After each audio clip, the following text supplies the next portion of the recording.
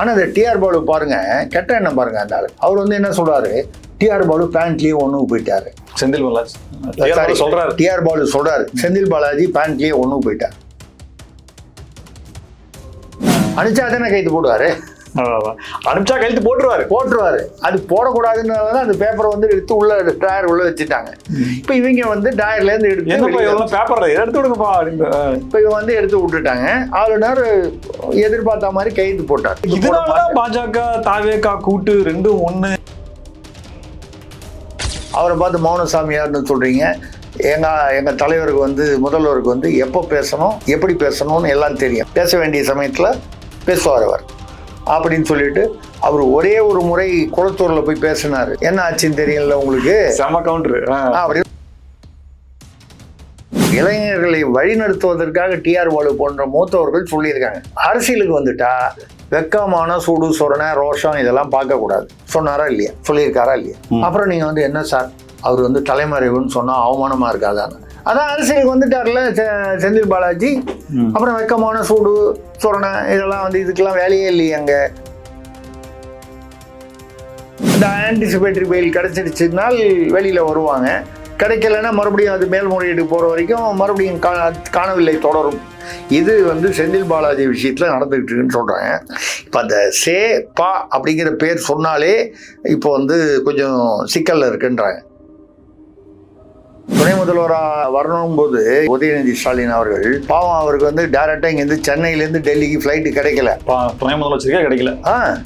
போய் பேங்காக் போய், எந்த ஊரு பேங்காக், நாடே வேற சார், நாடு வேற. அது பேங்காக் எதுக்காக போவாங்க, ஏதோ சொல்லுவாங்க, ஏதோ ஒரு கால ஏதாவது பிள்ளையார் கோயில், ஏதாவது புகழ்பெற்ற பிள்ளையார் கோயில்.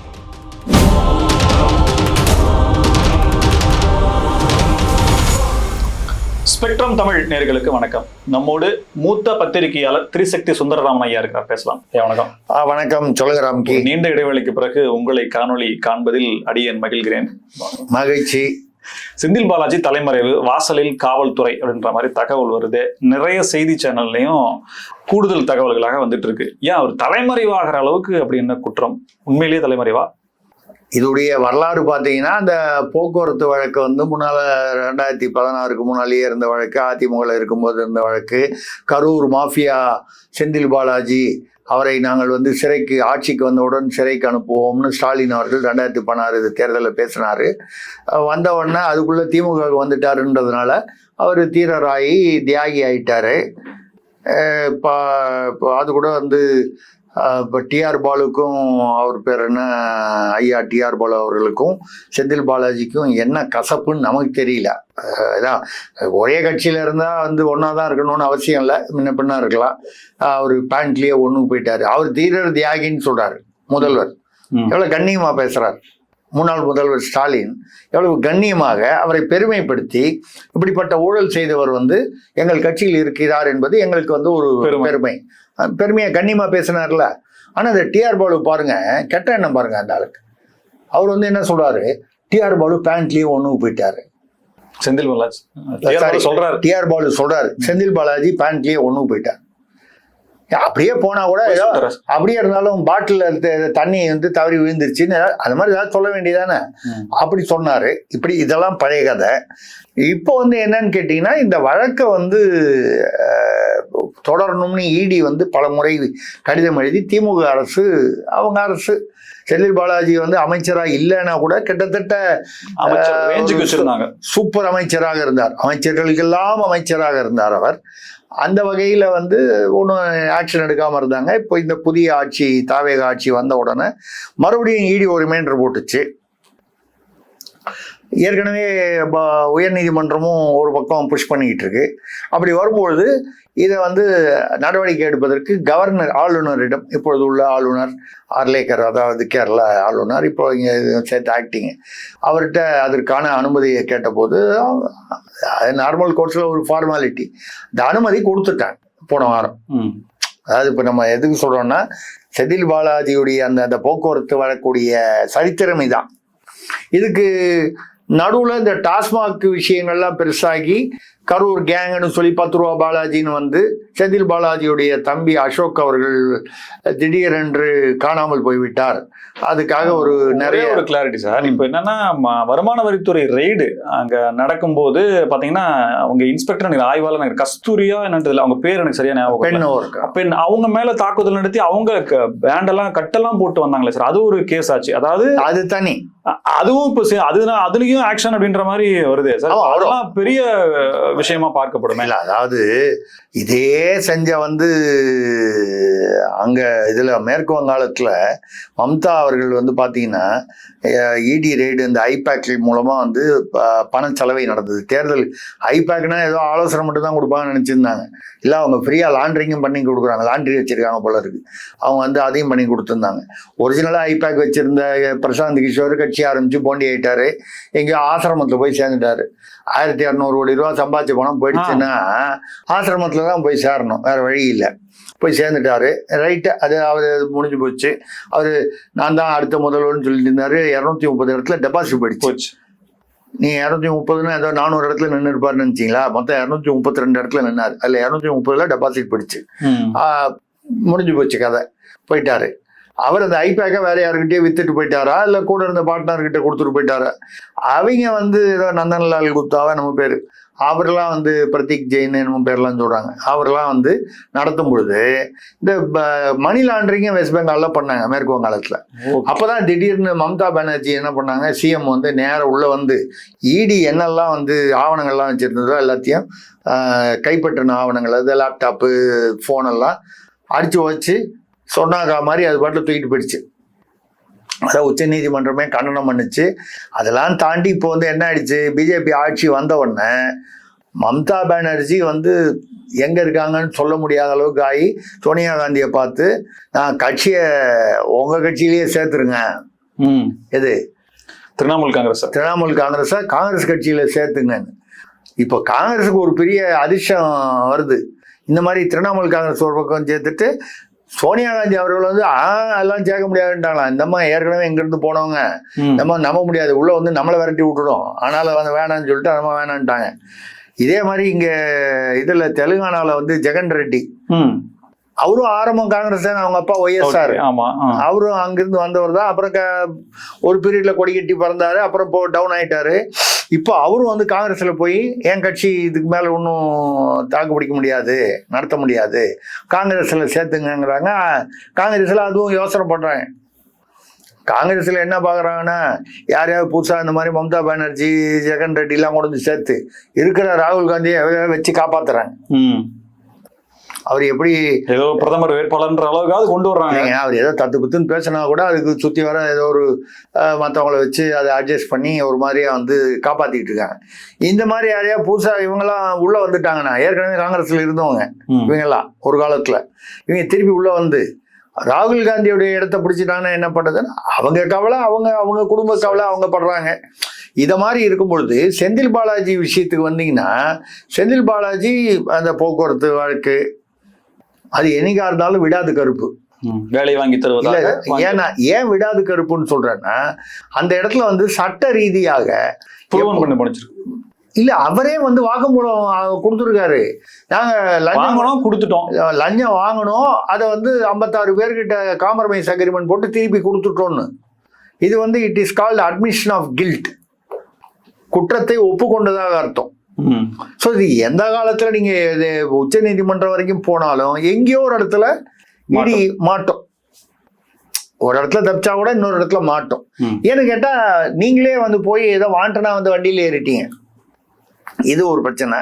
இதை தவிர அந்த இடியில் வந்தபோது அவங்கெல்லாம் தாக்குனது போனது வந்தது. இப்போ இடி வந்து வரும்போது எத்தனையோ பேர் வீட்டில் ரைடு பண்ணுறாங்க, ரைடு பண்ணிட்டு எதே எடுத்துகிட்டு போகிறாங்க, வழக்கு போடுறாங்க, அப்புறம் மேலே வழக்கு 10 வருஷம் 20 வருஷம் ஓடுது. செந்தில் பாலாஜி மீது வந்து இடிக்கையோ இல்லை அந்த இடி அதிகாரிகளுக்கோ கோவம் அதிகமாக வர்றதுக்கான நியாயம் இருக்குது. நீங்கள் ஒரு எந்த ஏரியாலையுமே ஒரு ரவுடித்தனம் பண்ணா ஒருத்தன் ஏதோ பண்ணான்னா போலீஸ்காரன் அவனை பிடிச்சிட்டு போகிறது, அவனை போய் இப்போ பிடிச்சிட்டு போனா கூட பெரிய ரவுடியாக இருந்தால் கூட என்ன பண்ணுவான், உள்ளே உட்கார வச்சுட்டு பசிதா இரு டீ வாங்கி தரேன், அந்த ஒரு மனிதாபிமானம் இருக்கும். ரவுடியா இருந்தாலும் அவனுக்கும் பசிக்கும்ல, தாகம் எடுக்குது, ஒரு டீ வாங்கி கொடுப்போம், ஒரு ஏதாவது பண்ணு சாப்பிட்றியா, ரொட்டி சாப்பிட்றியா. போலீஸ்காரனே ஒருத்தனை கை அருவாள் எடுத்து வெட்டினான்னு வைங்க, போலீஸ்காரன் பொறுத்துக்க மாட்டான். ஆமா, இயல்பான விஷயம். அது மாதிரி இடியில் அதிகாரிகள் பெண் அதிகாரிகள்லாம் தாக்குனாங்க அப்படின்னு சொல்லும்போது அந்த டிபார்ட்மெண்ட்ல இருக்கிற மற்ற அதிகாரிகள், ஒரு அதிகாரியை தாக்கணும்னா அவங்களுக்கு தான் கோவம் வரணும்னு அவசியம் இல்லை. உண்மை, இதான் லாஜிக் இங்க இருக்கு. இந்த லாஜிக் நான் போலீஸுக்கு என்ன சொல்றேனோ அதே லாஜிக் தான் இடியில் அது ஒரு இருக்கு. இதை தவிர அந்த டாஸ்மாக்ல வந்து கரூர் கேங்கு 10 ரூபா, அப்பதான் நம்ம அவர் தம்பி அசோக் அவர்கள் காணவில்லைன்னு சொல்லிட்டு தனிப்படையெல்லாம் வச்சாங்க. அவர் எங்கேயோ துபாயில இருந்தார் அப்படி இப்படின்னு சொன்னாங்க. நமக்கு தெரிந்த தகவல் விசாரிச்சா இங்கதான் ஈசிஆர்ல இருந்தார். போட்டிட்டாரே சார் 26 தேர்தல்ல போட்டிட்டாரே அவரு கரூர்ல. அசோக் தான் சொல்றீங்க? ஆமா, அவரு போட்டிட்டாரா? ஆமா, அவரு கரூர் இருந்ததுனாலதான் செந்தில் பாலாஜி கோயம்புத்தூர் வராரு. இல்ல, அந்த அசோக் அவர் தம்பி அசோக்கான்னு. தம்பி அசோக் தான் ரைட்டு, ஜெயிக்கலான. ஆமா, அது சரி. இல்ல, இப்பவுமே திமுக வந்து இந்த மாவட்ட செயலாளர்களை வந்து முன்னாலெல்லாம் வந்து 5 தொகுதி 6 தொகுதி, உங்களுக்கு ஒரு பாராளுமன்ற தொகுதின்னு சொன்னாலே 5 அல்லது 6 சட்டமன்ற தொகுதி வரும். அந்த மாதிரி வந்து ஒரு 7 வரும் சார். ஒரு இதை பொறுத்து இருக்கு. இப்போ சோழிங்கநல்லூரையும் சேப்பாக்கையும் நீங்க கம்பேர் பண்ண முடியாது, ரெண்டுமே ஒரு தொகுதி தான். சோழிங்கநல்லூர் பெருசு தொகுதி, இருக்கிறதுலயே பெரிய தொகுதி சோழிங்கநல்லூர் மக்களவை சட்டமன்ற தொகுதியில. இருக்கிறதுலயே சின்னது வந்து தமிழ்நாட்டுல சேப்பாக்கம் தொகுதி. ஸோ ரெண்டுமே தொகுதி. அந்த கணக்கு பார்த்தீங்கன்னா ஒரு 6 ஆவரேஜ் சராசரியா. இப்ப என்ன பண்ணிட்டாங்க, இந்த நிறைய பேர் எல்லாரும் பதவி கேட்கறாங்க, அதனால 2 தொகுதி ஒரு மாவட்ட செயலாளர். அப்போ உங்களுக்கு மாவட்ட செயலாளர் நம்பர் இன்க்ரீஸ் ஆகும், எல்லாரையும் திருப்தி சண்டை வராது. இது எல்லா கட்சியிலையும் பண்ணக்கூடிய ஒரு என்ன சொல்றது, ஒரு நிர்வாக அது என்ன சொல்றது, பேலன்சிங். அந்த மாதிரி வரும்பொழுது செந்தில் பாலாஜிக்கு வந்து ஒரு காலத்துல வந்து இந்த நடந்து முடிந்த 26 தேர்தலில் 32 தொகுதிக்கு அவரை இன்சார்ஜா போட்டுதான். 32 தொகுதிங்கிறது பெரிய விஷயம். இப்ப அவர்கிட்ட 2 தொகுதிக்கு கோவை தெற்கு நின்னார் நினைக்கிறேன் அவரு. கோவை தெற்கு, இன்னொரு கோவை வடக்கோ ஏதோ ஒன்று, 2 தொகுதி. இந்த 2 தொகுதிக்கு மட்டும் நீங்க இன்சார்ஜ் மாவட்ட செயலாளர்னு. இப்போ தேர்தலும் போது போறது வந்து ஒரு இன்சார்ஜுங்கிறது அது வேற. இப்போ தேர்தலுக்கு அப்புறம் ஜென்ரலா பொதுவான பீரியட்ல மாவட்ட செயலாளர்னு சொல்லி போடும்போது 2 தொகுதி. அப்ப செந்தில் பாலாஜியுடைய அந்த முக்கியத்துவம் வந்து இப்போ குறைஞ்சு போச்சு. குறைஞ்சு போனதுக்கு என்ன காரணம்? ஒண்ணு, திமுக ஆட்சி இழந்தது. ஆட்சியில் இருக்கும்போது இருக்கிற பவர் ஆட்சியில் இல்லாத போது இருக்க முடியாது ஒண்ணு. 2வது, செந்தில் பாலாஜி அப்பொழுது வந்து காமதேனுவாக இருந்தார்.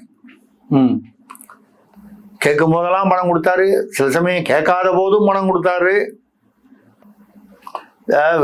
சபரிமலை போகும்போது சொல்லுவாங்க, தெரிந்தும் தெரியாமலும் அறிந்தும் அறியாமலும் செய்த தவறுகள். அது மாதிரி கேட்டும் கேட்காமலும் எல்லா சமயத்திலும் பணம் கொடுத்து உதவினார், எப்பெல்லாம் வேணுமோ அப்பெல்லாம். இப்போ வந்து எதிர்கட்சியா இருக்கும்போது அவ்வளவு தேவைகள் இருக்காது. உங்களுக்கு வந்து எதிர்கட்சியா இருக்கும்போது ஏதோ நம்ம இருக்கிற ஆளுங்கட்சியை எதிர்த்து அரசியல் பண்ணிட்டு இருந்தாலே அது அப்படி ஓட்டிக்கலாம். அந்த மாதிரி ஒரு இதுல வந்தது. இப்போ செந்தில் பாலாஜி வந்து அதனாலதான் என்ன பேசுறாங்கன்னா, அவர் வந்து நான் அதிமுகவுக்கு வர்றேன்னு சொல்லி ஒரு பக்கம் தூது விடுறாருன்னு சொல்றாங்க.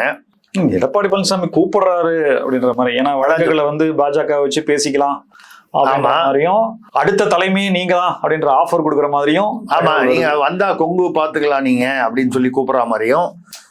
ஒரு கால் வேலுமணிக்கு ஒரே ஒருத்தர் வேலுமணி மட்டுமே கஷ்டப்படுறாரு கொங்கு பகுதியில, அப்படி கஷ்டப்படுறாரு அப்படி வச்சுங்களேன். வேலுமணி மட்டுமே கஷ்டப்படுறாரு மாதிரி அடிக்கிறீங்களே சார். ஆமா, வேலுமணி மட்டுமே பாவம் எவ்வளவுதான் அவர் வந்து தாங்குவாரு. ரொம்பவும் அவர் தலையில வந்து பாரத இவ்வளவு நாள் கட்சி வளர்த்துட்டாரு, 13-14 எலெக்ஷனா வளர்த்துட்டாரு. இருந்தாலும் அவர் தலையில ஒரேடியா பாரத்தை தூக்கி வைக்க கூடாது, அந்த பாரத்தை கொஞ்சம் யாருக்காவது பிரிச்சு கொடுக்கணும் அப்படிங்கிறதுனால வந்து ஒரு கால் செந்தில் பாலாஜி அங்க கூப்பிடுறாங்களான்னு தெரியல. இவரும் வந்து அதிமுகவுக்கு போனா செந்தில் பாலாஜி ஏன் இன்னும் முடிவு சொல்லாம இருக்காரு அப்படின்னு சொன்னால், இது ஏன் வந்து பாஜகவோட பேசணும்னா அது எதுக்கு வந்து அதிமுக மூலமா போய் பாஜகவோட பேசாம பாஜகவோடய பேசிடலாமே அவ்வளவுதான் அப்படின்னு சொல்லி அவர் வந்து கணக்கு போறாரு. அது இன்னும் ஈஸியாச்சே, கொஞ்சம் ஒரு கால் செலவு, பாஜக கொஞ்சம் ஸ்ட்ராங்குமே கூட, மீட்டு எடுக்கிறது கொஞ்சம் ஈஸி. 2வது செலவும் மிச்சப்படும். நான் சொல்றது நேர செலவு. அக்கா சரி, நீங்க வேற சரியான கருத்து. ஆமா, நீங்க வேற தவறான தகவலை கொண்டு போய் சேர்த்துடக்கூடாது. ஆமா, நேர செலவு இல்லைங்க. இப்ப அதிமுக சொல்லி அதிமுகல இருந்து டெல்லிக்கு பேசி அவங்க புரிஞ்சுக்கிட்டு சரியா போய் சொல்றாங்க இல்லையா, அந்த கம்யூனிகேஷன் கேப் எல்லாம் இல்லாம அது சரியானபடிக்கு சொல்றதுன்னா நம்ம நேரடியாகவே டீல் பண்ணிட்டு போலாமே அப்படிங்கிற எண்ணத்துல வந்து இப்படியா அப்படியான்னு யோசனை பண்றாருன்னு சொல்றாங்க. இந்த இதுல வந்து இந்த ஆளுநர்கிட்ட வந்து அந்த வழக்கமா வந்து ஒரு எம்எல்ஏ மீதோ முன்னாள் எம்எல்ஏ மீதோ இருந்ததுன்னா ஒரு அனுமதி வாங்கணும்னு ஒரு ஃபார்மாலிட்டி இருக்கு. அது போன வாரம் வந்து ஆளுநர் வந்து கைது போட்டார். ஏன்னா இடில இருந்து தொடர்ந்து திமுக ஆட்சி பெங்கால் இருந்து சார், அதாவது விசாரிக்கணும்னா மாநில அரசனுடைய அனுமதி வாங்கணும், அதான் சொல்றீங்க. மாநில அரசு அனுமதின்றது ஆளுநர்கிட்ட வாங்கணும்.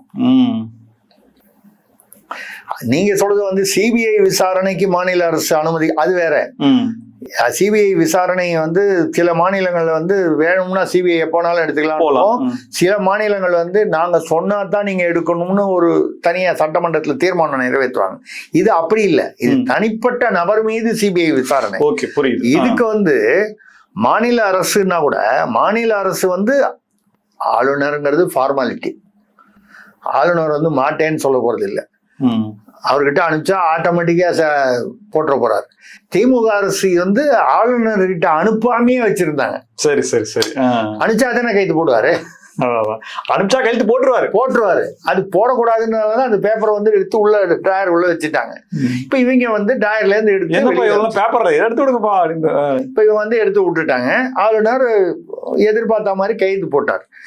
ஆளுநர் வந்து கைது பாஜக தாவேகா கூட்டு ரெண்டும் ஒண்ணு பாத்தீங்களா? ஆளுநர் உரைய அச்சு பசக்காம புள்ளி கமா வச்சு கூட படிச்சுட்டாரு. ஆளுநர் ரெண்டும் கூட்டு தானே குய்ய முயன்னு கத்துறாங்களோ திமுக இதுதான். ஏன்னா அது எங்கேயோ இடிக்குது, சொல்ல முடியாது இது வெளியில. ஆமா, இதை ஏங்க செந்தில் பாலாஜிக்கு கைது போட்டீங்க அப்படின்னு சொல்லி சொல்ல கொடுக்கூடாதுன்றீங்களா? நீ அதை எப்படி கைது போட்டீங்கன்னு கேட்க முடியாது, அவருடைய கடமையை செய்யறாரு அவரு. ஆனால் தான் வந்து இப்போ ஆளுநருடன் நீங்கள் வந்து ஒரு இணக்கமாக போயிருக்கீர்கள். சரி, ரைட்டு, நீங்க என்ன பண்ணீங்க? நீங்களும் வந்து அப்போ அங்கிருந்து நிதி வேணும், அவரு துணை முதல்வரா வரணும் போது இவர் உதயநிதி ஸ்டாலின் அவர்கள், நீங்க அப்போ வந்து பாவம் அவருக்கு வந்து டைரக்டா இங்கேருந்து சென்னையிலேருந்து டெல்லிக்கு ஃப்ளைட்டு கிடைக்கல, துணை முதலமைச்சருக்கே கிடைக்கல. இங்கிருந்து போய் பேங்காக் போய், எந்த ஊரு? பேங்காக். நாடே வேற சார், நாடு வேற. அது பேங்காக் எதுக்காக போவாங்க? ஏதோ சொல்லுவாங்க, ஏதோ ஒரு காலம் இல்லை, ஏதாவது பிள்ளையார் கோயில், ஏதாவது புகழ்பெற்ற பிள்ளையார் கோயில் ஏதாவது இருக்குமோ தெரியல. அது எங்கேயாவது போய் பார்க்கறதுக்காக போவாங்களா என்னமோ தெரியல. என்னமோ நிறைய பேர், ராகுல் காந்தி கூட அடிக்கடி பேங்காக் போறாரு, பட்டாயா போறாரு, அது என்னமோ வந்து போறாங்க, பேங்காக் போறாங்க. இல்லை அங்கே ஏதாவது அம்மன் கோயில் இருக்கும், அங்க நிறைய இல்ல, அங்க நிறைய அம்மன் கோயில், நிறைய அம்மன் எல்லாம் இருக்கு. அதனால வந்து நிறைய பேர் பேங்காக் போறாங்க. அது மாதிரி இவர் வந்து சென்னை டு டெல்லி ஃபிளைட் கிடைக்காம டிரான்சிட்ல போய் பேங்காக் போய் அங்கிருந்து டெல்லி வந்து நாளைக்கு நான் துணை முதல்வர் பதவி ஏற்றுக்கு போல போறேன். அப்பதான் வந்து ஒரு சர்ச்சை வந்துச்சு. இந்த டிஷர்ட்ல வந்து திமுக அந்த என்ன உதயசூரியன் சின்னம் போட்டு, அந்த இளைஞரணி சின்னம் அந்த போட்டு இந்த இடத்துல அது போட்டு கொடி பிடிச்சிருக்க மாதிரி இருக்கும் ரெண்டு பேர். அது வந்து அதோட போய் ஒரு பிரதமரை பார்க்கலாமா, அதுவும் வந்து அமைச்சரா இருந்தாரு, அமைச்சராக இருந்ததுன்னா துணை முதல்வர் ஆனாரு. அப்படி இருக்கும்போது போலாமா அப்படின்னு. சரி, ரைட்டு, அவங்க வந்து அவருக்கு பிடிச்சது அது போட்டாரு, அதுல ஒன்றும் நம்ம ஒன்றும் தவறு ஒன்றும் சொல்லக்கூடாது. டிஷர்ட் போட்டு போனாரு, டிஷர்ட் போடாம. காவல்துறை வந்து மாநில காவல்துறை தானே சார், அது கரூர் போலீஸ் தானே சார் போயிருக்கு. இப்போ இதுல மத்திய புலனாய்வு அமைப்புகள் அப்படின்னா லோக்கல் போலீஸ் தானே போயிருக்கு. அப்ப அந்த கேஸ் தானே, வேற ஏதாவது புது கேஸோ அதுல ஒரு இக்கு இல்லைங்க. கைது பண்ணணும்னால் இது வந்து இது எந்த கேஸுக்காக போயிருக்காங்கன்னு நமக்கு தெரியல.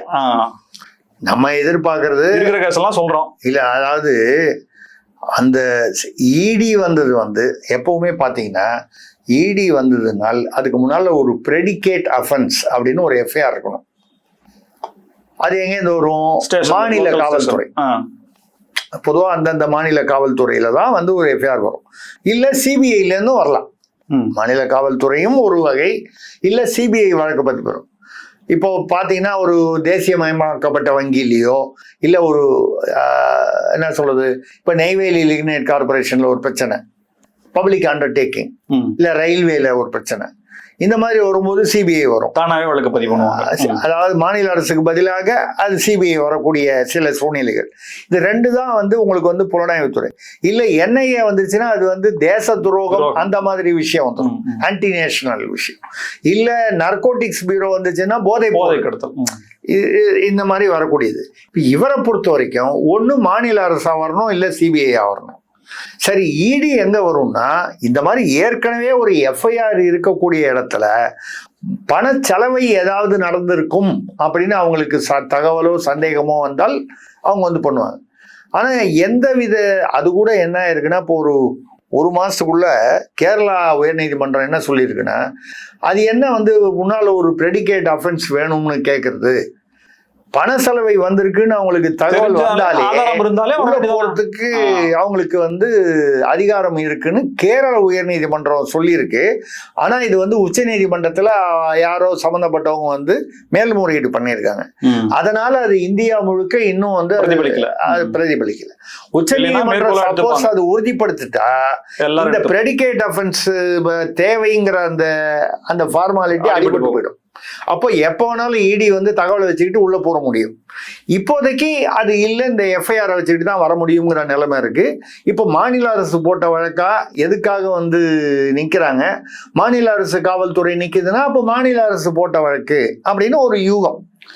காவல்துறையில இவங்களுக்கு எந்த அளவுக்கு செந்தில் பாலாஜி அவர்களுக்கு ஆட்கள் இருப்பாங்க அப்படிங்கிறதும், இப்ப இவங்க வர்றாங்க தலைமறைவு அப்படிங்கிறது நம்பும்படியா இருக்கா சார்? என்னன்னா தலைமறைவாகிற அளவுக்கான தகவல் அவருக்கு எப்படி போச்சு ஒண்ணு, ரெண்டாவது தலைமறைவு அப்படிங்கிறது தனக்கு ஒரு கெட்ட பேரு, செந்தில் பாலாஜி தலைமறைவுன்னு பேப்பர்ல வந்து சினிமா எல்லாம் காட்டுற மாதிரி அது ஒரு அசிங்கம் இல்ல சார்? அது ஏன் அவருக்கு அது ஸ்பேஸ் கொடுக்குறாருன்ற கேள்வி வருது இல்ல? மறுபடியும் நான் டிஆர் பாலு சார் பேரை எடுக்கிறதுக்கு என்ன மன்னிக்கணும். அவர் சொல்லியிருக்காரு, தெளிவா சொல்லியிருக்காரு. இந்த மாதிரி உங்களை மாதிரி இளைஞர்களுக்கு, ஏன்னா என்னெல்லாம் இளைஞர் நான் சொல்ல முடியாது, எனக்கு வந்து இளைஞரா இருக்கிற அந்த இல்லைங்க, அந்த தகுதி வந்து ஒரு சில வருடங்களுக்கு முன்னால் நான் இழந்துட்டேன். இல்ல 60 வயசு வரைக்கும் ஸ்டாலின் அவர்கள் வந்து இளைஞர் அணி தலைவராக இருந்தார்ல, அது வரைக்கும் நானும் இளைஞர் தான், கொஞ்சம் தாண்டி வந்துட்டேன். அதனால சொல்றேன், உங்களை மாதிரி இளைஞர்களுக்கு வந்து தெரிஞ்சுக்கணும் என்னன்னு சொன்னால், அதாவது உங்களை மாதிரி இளைஞர்களுக்கு என்ன சொல்லணும்னா, நீங்க வந்து காணாமல் போனால் அவமானம் என்று ஏன் நினைத்துக் கொள்கிறீர்கள்? பெருமை. டிஆர் பாலு அவர்கள் சொன்னது எதுக்காக சொன்னா, இளைஞர்களை வழிநடத்துவதற்காக டிஆர் பாலு போன்ற மூத்தவர்கள் சொல்லியிருக்காங்க. அரசியலுக்கு வந்துட்டா வெக்கமான சூடு சொரணை ரோஷம் இதெல்லாம் பார்க்க கூடாது. சொன்னாரா இல்லையா? சொல்லியிருக்காரா இல்லையா? அப்புறம் நீங்க வந்து என்ன சார் அவர் வந்து தலைமறைவுன்னு சொன்னா அவமானமா இருக்காதான்னு, அதான் அரசியலுக்கு வந்துட்டார்ல செந்தில் பாலாஜி. அப்புறம் வெக்கமான சூடு சொரணை இதெல்லாம் வந்து இதுக்கெல்லாம் வேலையே இல்லையே அங்க. அப்படி இருக்கும்பொழுது ரெண்டாவது அவர் தம்பி அசோக் கூட தான் காணாம போனாரு. கிட்டத்தட்ட எனக்கு தெரிஞ்சு ஒரு 1.5 வருஷமோ என்னமோ தனிப்படை அமைச்சு தேடினாங்க, கிடைக்கல.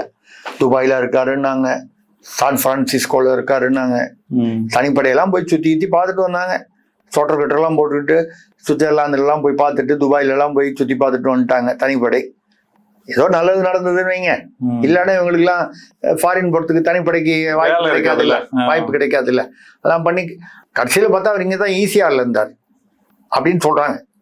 அங்கெல்லாம் ஒன்றும் வெளிநாடெல்லாம் போனதை சும்மா கிளப்பி விட்டாங்க. திடீர்னு ஒரு நாளைக்கு பார்த்தீங்கன்னா அவர் வந்து கோர்ட்ல வந்து வந்தாரு, 10 நிமிஷம் வந்தாரு, சரண்டர் ஆனாரு. சரண்டர்னா என்ன, இந்த கோர்ட்ல அப்பீர் ஆடுறதுக்கு பேர் சரண்டர். அப்பீர் ஆனாரு, 10 நிமிஷத்துல வண்டி ஏறி போயிட்டாரு. ஒரு மீடியா கூட அவர்கிட்ட எந்த கேள்வியும் கேட்கல. அவர் தான் அவமானப்பட்டாரா?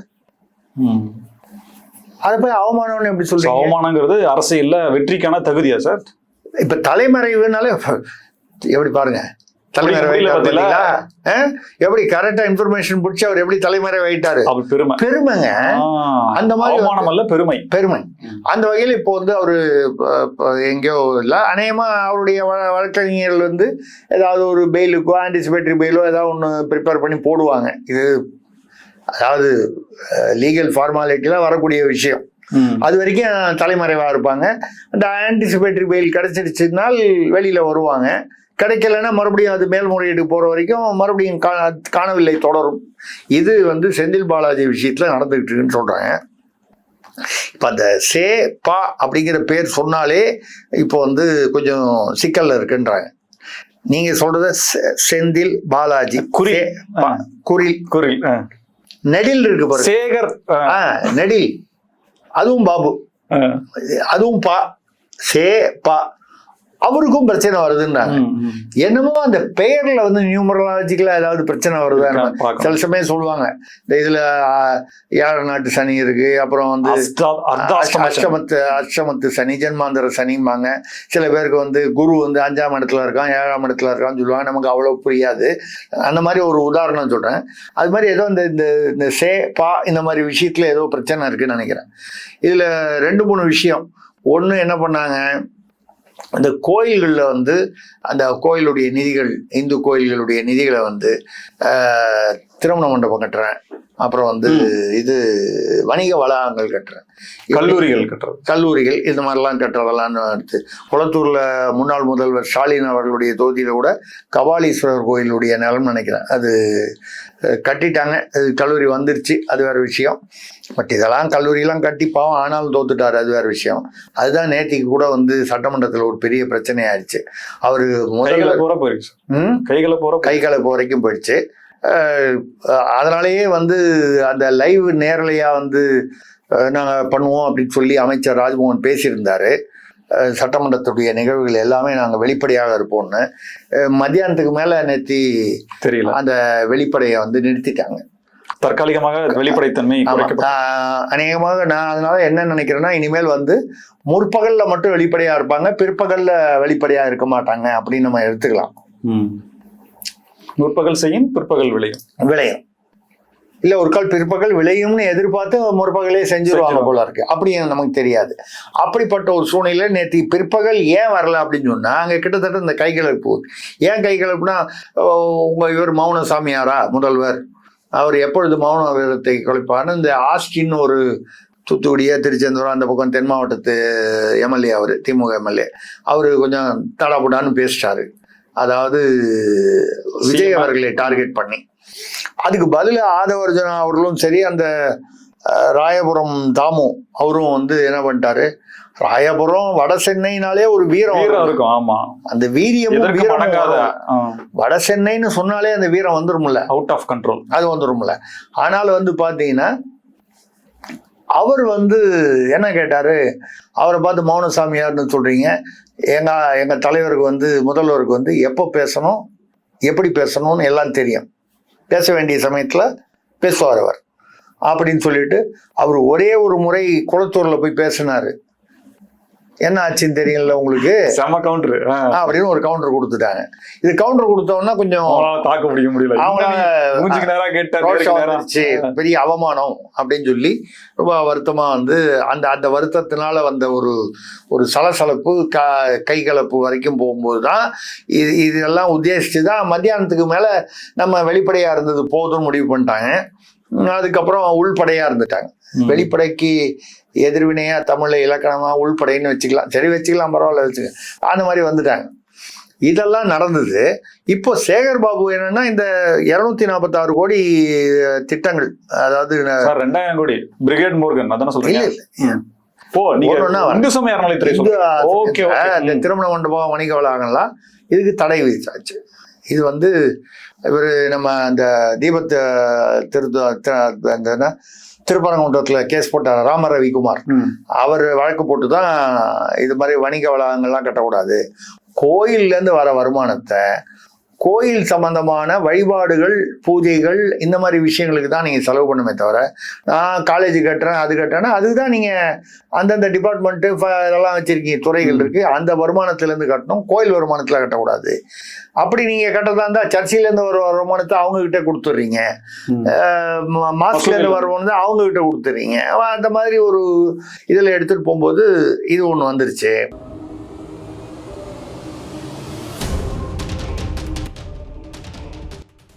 தகவலுக்கு நன்றி சார். மிக்க நன்றி, வணக்கம். மீண்டும் சந்திப்போம். இணைந்திருங்கள் ஸ்பெக்ட்ரம் தமிழோடு. நன்றி நேயர்களே.